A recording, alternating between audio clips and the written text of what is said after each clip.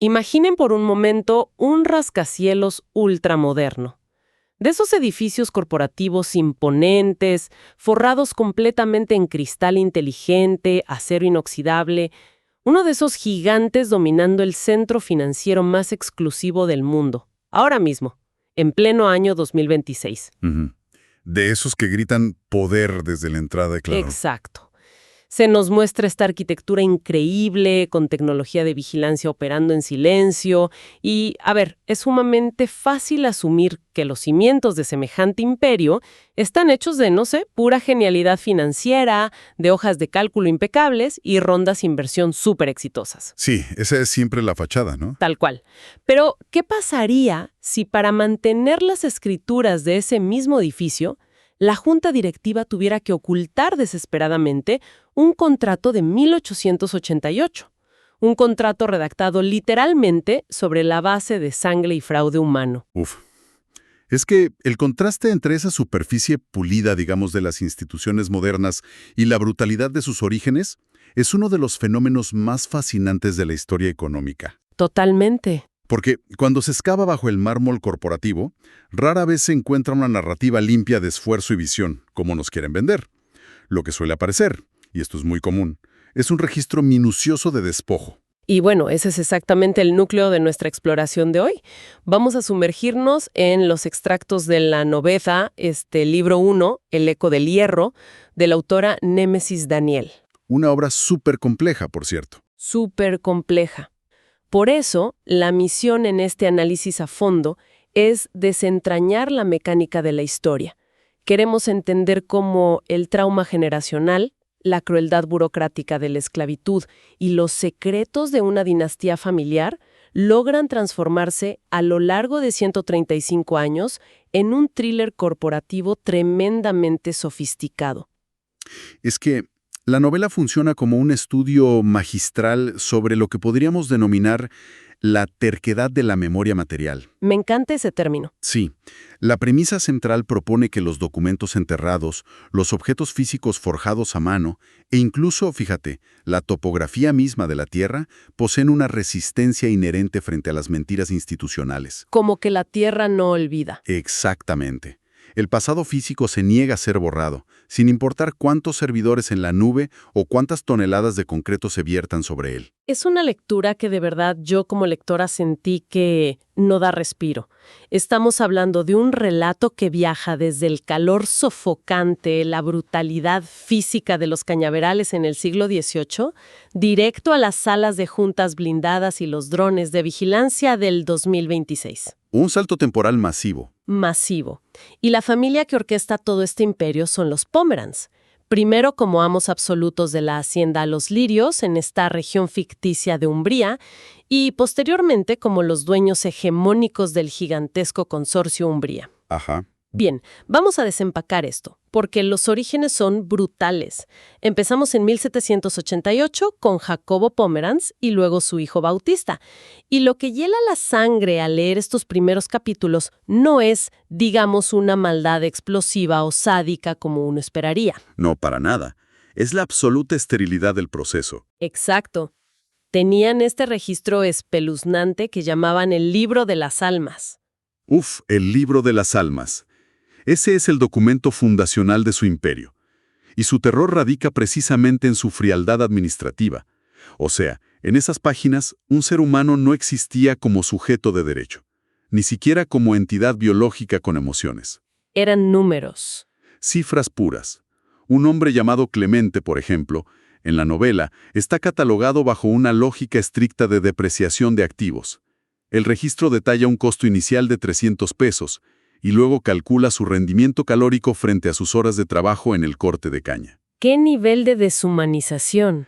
Y va más allá.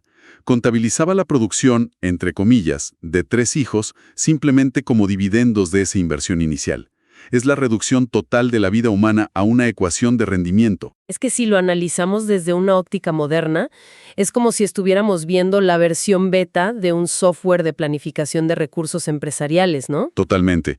Un ERP del siglo XVIII. Nos hace pensar, y esto es clave para quienes nos escuchan, que la deshumanización no ha desaparecido del mundo corporativo, solo que sus mecanismos se han sofisticado detrás de términos superasépticos como optimización de capital humano. Sí, le cambiaron el nombre, pero la base es la misma. Pero bueno, la tensión de este sistema cerrado llega a un punto crítico en 1845.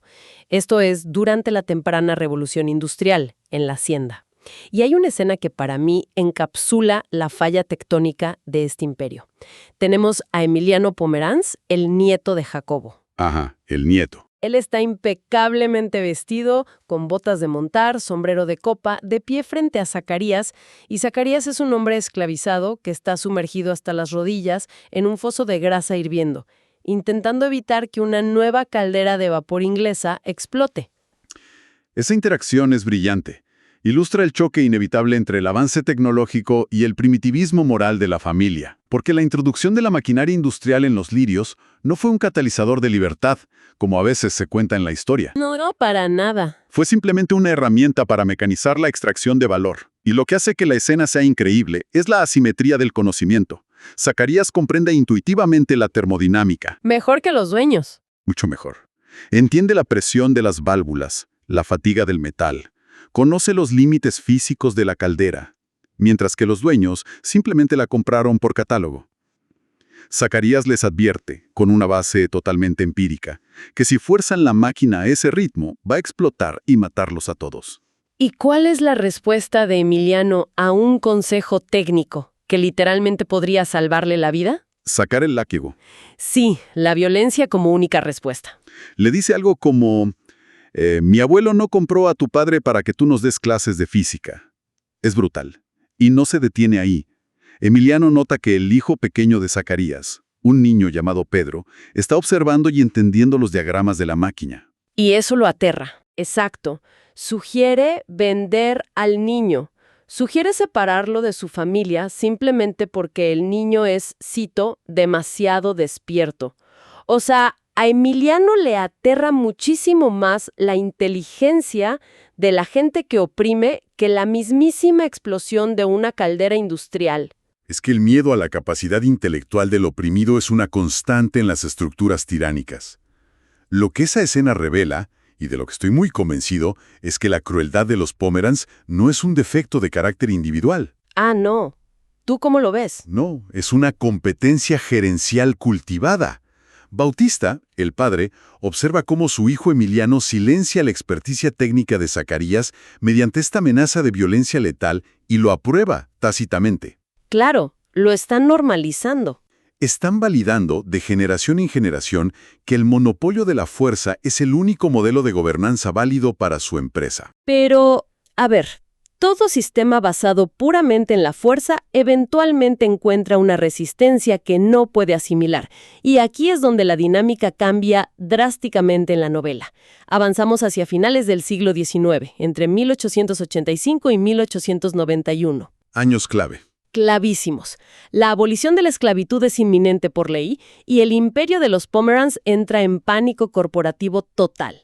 Emiliano, que ahora es el patriarca indiscutible, implementa una estrategia de ocultamiento sistemático de los contratos de libertad, todo para retener a su mano de obra. Intenta burlar la ley de la forma más sucia. Sí, pero el sistema le falla desde su núcleo más protegido, su propia sobrina, Natalia Pomeranz. Ah, Natalia.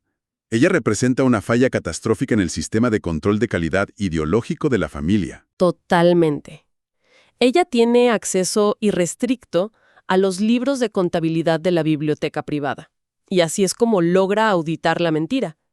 Cruza los decretos legales con los registros de la hacienda y, descubre el fraude masivo de su tío. Y lo interesante es que, en lugar de convertirse en cómplice silenciosa para proteger su herencia y su privilegio, decide intervenir. Toma una llave de hierro de la biblioteca, camina hacia la fragua y se la entrega a Pedro. Pedro, el niño demasiado despierto. Ese mismo niño, que ahora se ha convertido en el maestro herrero de la hacienda. ¡Qué simbolismo! Esa entrega de la llave detona el conflicto central de los siguientes 100 años en el libro. Ambos, Natalia y Pedro, huyen hacia las montañas de la Sierra Norte. Van a un refugio inalcanzable de cimarrones que se conoce como el Valle de las Sombras.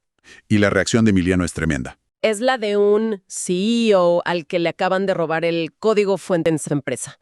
Financia un ejército privado de mercenarios, sube a la montaña, quema el valle entero hasta las cenizas, obliga a sus hombres a enterrar el pesado yunque de Pedro en el fango del río para borrar su legado y captura a Natalia. Todo para limpiar la imagen. Pero, a ver, aquí es donde se pone realmente interesante, porque tengo que detener la narrativa un segundo. La estrategia de Emiliano me parece absurda, ¿Por qué lo dices? porque es un hombre que acaba de cometer una masacre sin pestañear.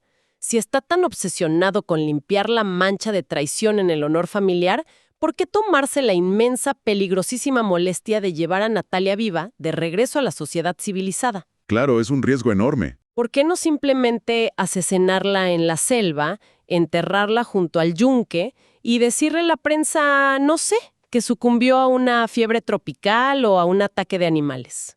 Bueno, si conectamos esto con el panorama general, la respuesta a esa aparente contradicción reside en la sofisticación de la gestión de la reputación en la alta aristocracia, un concepto que, por cierto, se traslada intacto a las corporaciones modernas. A ver, explícame eso.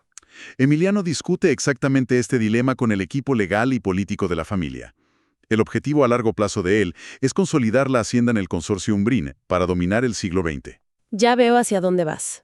Una empresa de esa magnitud, que busca atraer capital de inversión internacional, no puede nacer envuelta en rumores de fratricidio. Si Natalia aparece asesinada en la selva, tras defender a los esclavos de la familia, el daño reputacional es irreparable. Claro, se convertiría instantáneamente en un símbolo. Una mártir atraería sin duda inspectores del gobierno, investigaciones periodísticas y rebeliones. Exactamente. Una bala crea una heroína, pero un diagnóstico psiquiátrico crea una paria. ¡Wow! Emiliano entiende que la muerte física no borra el impacto de las ideas de Natalia. Entonces la solución institucional es infinitamente más perversa. La llevan de regreso, utilizan los inmensos recursos financieros y las conexiones médicas de la familia y obtienen diagnósticos fraudulentos. La declaran loca. La declaran enferma de los nervios, presa de la locura.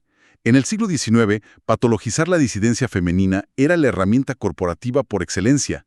Al declararla loca, invalidan retrospectivamente todas sus acusaciones sobre el fraude de los contratos. Es escalofriante. La encierran en un ala aislada de la mansión, falsifican un certificado de defunción por fiebre para los registros oficiales y la borran del árbol genealógico. Es, en esencia, una aniquilación burocrática integral. Una aniquilación burocrática. Esa frase es aterradora por lo precisa que es. Pero como decíamos al principio, los papeles pueden mentir, las instituciones pueden encubrir, pero las estructuras físicas eventualmente ceden ante las verdades enterradas. Siempre salen a la luz. Y esto nos lleva al corazón arquitectónico de la historia, dando el gran salto al año 2026. Aquí entra en escena Ruth Pomeranz. Ruth no es abogada ni financiera, a diferencia del resto de su familia. Es una arquitecta joven. Y mientras limpia el ático de su difunto padre, encuentra una caja sellada. El momento clave. Dentro hay un contrato notariado de 1888 que demuestra que Natalia, la tía supuestamente loca, muerta e inexistente, le compró legalmente los derechos sobre Pedro a Emiliano, justo antes de la abolición. Alguien conservó el recibo de esa compra. Y fíjate que la elección de la profesión de Ruth es una decisión temática brillante por parte de la autora. ¿Tú crees? ¿Por ser arquitecta? Sí, porque la arquitectura es la disciplina de entender cómo las fuerzas invisibles, digamos la gravedad, la tensión, la composición del suelo, cómo todo eso afecta a las estructuras visibles. Ruth está entrenada académicamente para buscar las grietas, para no confiar en la pintura fresca si el muro de carga está comprometido. Claro, tiene sentido. Y del lado opuesto de este tablero moderno tenemos a su primo, Marcos Pomeranz. Él es el actual CEO del consorcio Umbría. Y la dinámica entre Ruth y Marcos es fascinante. Son el agua y el aceite. Totalmente. Marcos tiene un proyecto faraónico en mente. Quiere demoler por completo la reserva forestal de la Sierra Norte, precisamente el territorio donde estaba el antiguo Valle de las Sombras, para cimentar ahí un nuevo y masivo centro financiero global. Un símbolo de poder absoluto. Exacto. Pero Ruth, al ver el contrato de 1888, empieza a jalar del hilo histórico. Entonces, ¿qué significa todo esto? Si aplicamos la lógica de la ingeniería estructural a esta investigación que hace Ruth, el panorama es devastador. Ujú. Porque si construyes un rascacielos vanguardista con los mejores materiales del mundo, pero sus pilotes están anclados en un terreno de propiedad fraudulenta, lleno de crímenes sin resolver, la física legal eventualmente va a provocar un colapso. Inevitablemente. Y Ruth se dedica a hacer perforaciones de prueba en ese terreno figurativo. Baja a la bóveda climatizada del consorcio, burla la seguridad y encuentra el diario personal de Natalia. Luego viaja a las ruinas de la iglesia de la vieja hacienda, abre la cripta familiar y encuentra la tumba de Natalia completamente vacía. Y la ausencia de esos restos óseos es la prueba física irrefutable de la falsificación del siglo XIX. En lugar de un cuerpo, Ruth extrae de ahí una caja de plomo soldada. Con unos objetos rarísimos adentro. Sí, elementos con una carga simbólica inmensa. Hay una trenza de cabello cortada, un escapulario de cuero y un mensaje encriptado en patuá, que es el dialecto de resistencia de los cimarrones. Que Ruth no entiende al principio. No, necesita ayuda.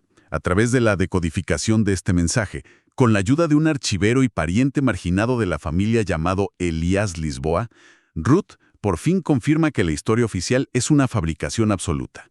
Natalia y Pedro escaparon del asilo, sobrevivieron en la clandestinidad y fundaron un linaje. Y a medida que Ruth se acerca a esta verdad, vemos la respuesta inmunológica del consorcio, que es brutal, porque Marcos no envía mercenarios a caballo con antorchas como hizo Emiliano en 1891. No, claro, estamos en 2026. Despliega una red de opresión aséptica y supertecnológica. Utiliza enjambres de drones de vigilancia corporativa que irónicamente se llaman halcón para rastrearla en la montaña. Hackea y bloquea remotamente los sistemas de navegación del vehículo de Ruth. Envía ejércitos de abogados con órdenes de restricción preventivas. Y fuerzas de seguridad privada. Contrata paramilitares prácticamente. Esto plantea una pregunta importante sobre cómo evolucionan estas estructuras, ¿no? Si es que la metamorfosis de los métodos punitivos es asombrosa, pero el código fuente es idéntico. Observar a Marcos en el 2026 es ver la psique de Emiliano Pomeranz operando un sistema operativo de última generación. Tal cual, mismo software, diferente hardware, ¿no? Las herramientas de control han mutado, de la fuerza bruta y los asilos psiquiátricos victorianos hacia el bloqueo de algoritmos, la biometría y los decretos de emergencia corporativos. Sin embargo, la ideología subyacente permanece petrificada. Que es la avaricia, básicamente. La avaricia y la convicción inquebrantable de que el territorio y los seres humanos son simplemente variables prescindibles frente al imperativo de la expansión financiera de la familia. Es exactamente el mismo instinto de silenciar la inteligencia que los amenaza, solo que ahora viste trajes a medida de diseñador. Y bueno, llegados a este punto de la lectura, uno asume que Ruth es la única anomalía moral en siglo y medio de la familia Pomeranz, que ella va a ser, digamos, la salvadora solitaria de la historia. Sí, te hacen creer eso. Y ese es el momento exacto en que la novela subvierte completamente nuestras expectativas sobre quién diseña realmente la justicia. Porque resulta que Ruth no es la primera en descubrir las grietas en los cimientos. No, el giro aquí me voló la cabeza. El verdadero arquitecto de la caída del consorcio operó décadas antes de que ella naciera. Hablamos de Felipe Pomeranz Vidal, el hombre reverenciado por haber transformado la vieja empresa agrícola en el moderno Consorcio Umbría allá a mediados del siglo XX. Ya se asegura de que la revelación sobre Felipe es probablemente el giro de tuerca corporativo más audaz que he leído en mucho tiempo. Porque en 1954, durante las excavaciones para construir la Torre Norte, las palas mecánicas desentierran una caja fuerte. Ajá, por accidente. Y Felipe la abre.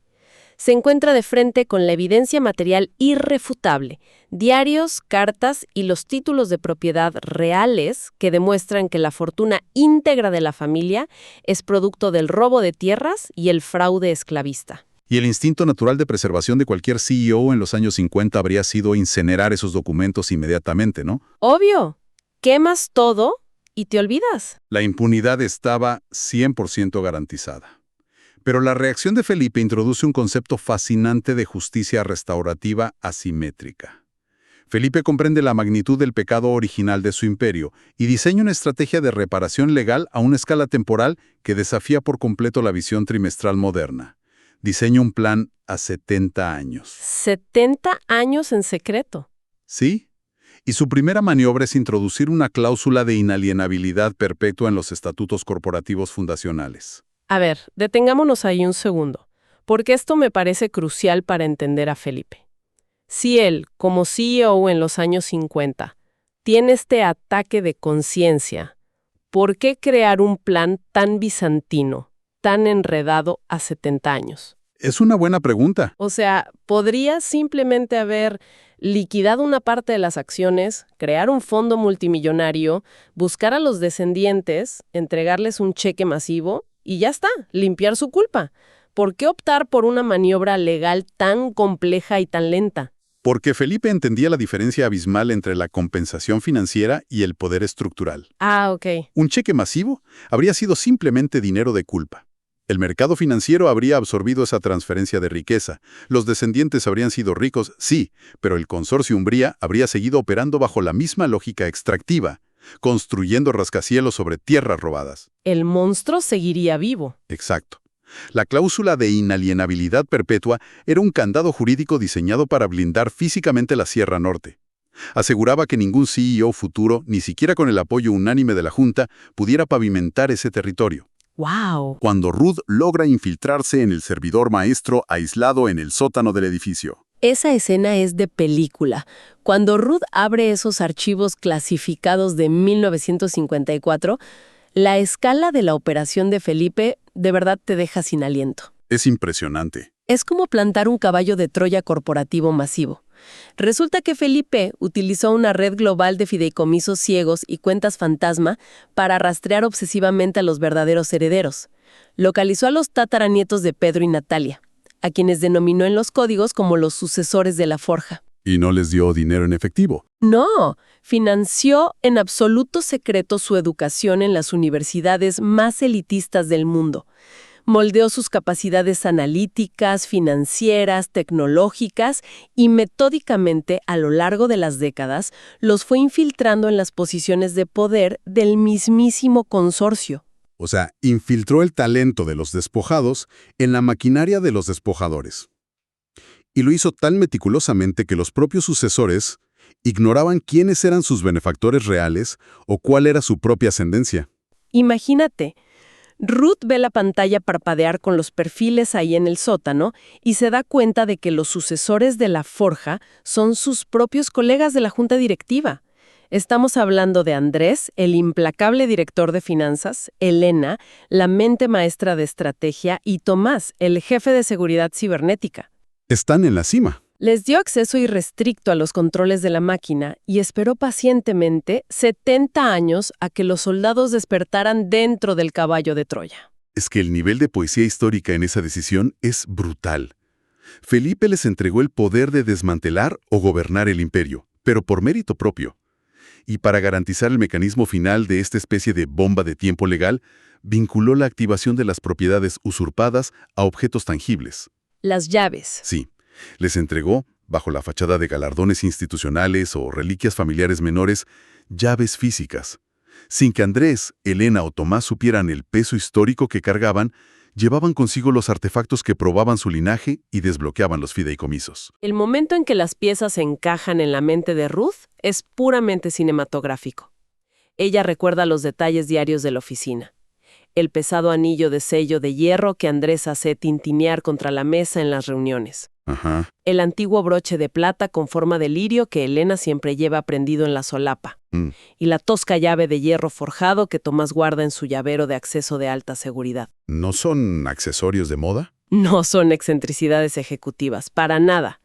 Son las firmas materiales exigidas por la cláusula de los años 50. O sea, han estado paseando el poder literal para destruir a Marcos por los pasillos de cristal todos los días frente a sus narices. Y claro, la convergencia de todas estas líneas temporales nos precipita al clímax en la sala de juntas del piso 42. La tensión atmosférica ahí está diseñada milimétricamente por la autora. Se siente la electricidad. Literalmente, porque tenemos una tormenta eléctrica azotando los ventanales del rascacielos. Marcos Pomeranz está en la cabecera de la mesa, con la pluma de oro suspendida sobre los contratos de demolición de la Sierra Norte. Andrés, Elena y Tomás están sentados a su alrededor, revisando las proyecciones de rentabilidad, funcionando como engranajes perfectos de la máquina corporativa, a segundos de autorizar por pura ignorancia la aniquilación definitiva del territorio sagrado de sus propios ancestros. Es una bomba a punto de estallar. Y de pronto los sistemas de seguridad fallan y las pesadas puertas de cristal se abren. Entra Ruth. Y lo magistrán de la escena, que me encantó, es la ausencia de histeria. No hay gritos, no hay grandes discursos moralistas. No hace falta. Ruth entra empapada por la tormenta, con el fango de las excavaciones de la Sierra Norte manchando las alfombras inmaculadas de la junta directiva. Físicamente está trayendo la tierra que intentan pavimentar directo a la sala de decisiones. Se planta frente a la mesa, ignorando la furia de Marcos y cruza miradas con Andrés, Elena y Tomás. Porque la fuerza de esa irrupción radica en la transferencia silenciosa de información. Ruth sabe que tiene en el bolsillo la memoria USB con los archivos desencriptados de Felipe, y sabe que las personas frente a ella son los hijos del hierro.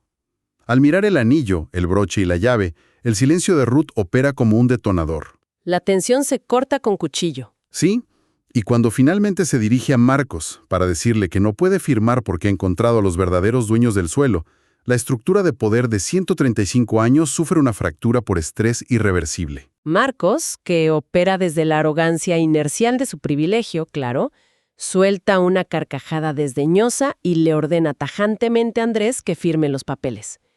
Pero la asimetría de poder ha cambiado de bando en un microsegundo. Andrés baja la pluma. Mira a Ruth. Mira su propio anillo de hierro. Y fin. Y ahí nos quedamos.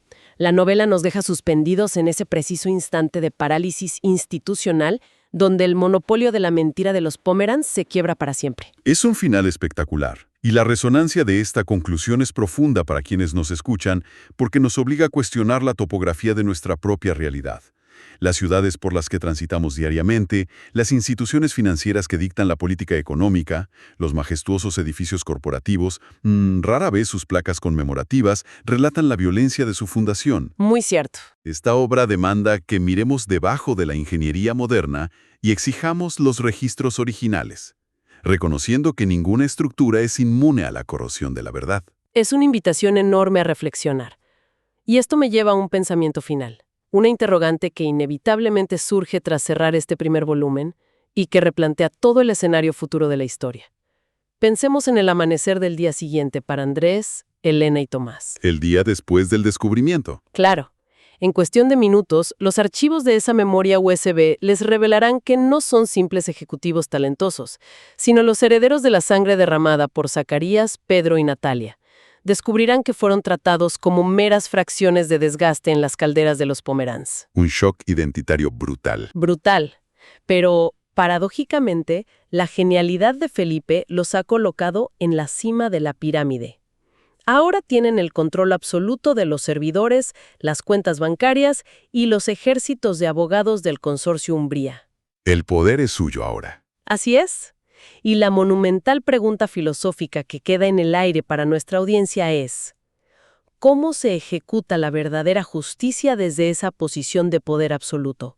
El deber moral exige desmantelar y quebrar el consorcio hasta reducir a escombros ese rascacielos defectuoso, purgando así el pecado original de la tierra.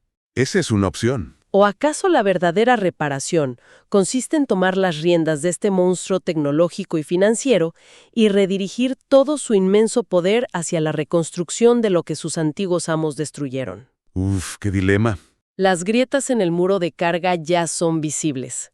Ahora solo nos queda esperar para ver si los sucesores de la forja usarán el fuego de sus ancestros para reparar la estructura desde adentro o para hacerla estallar y verla arder por completo.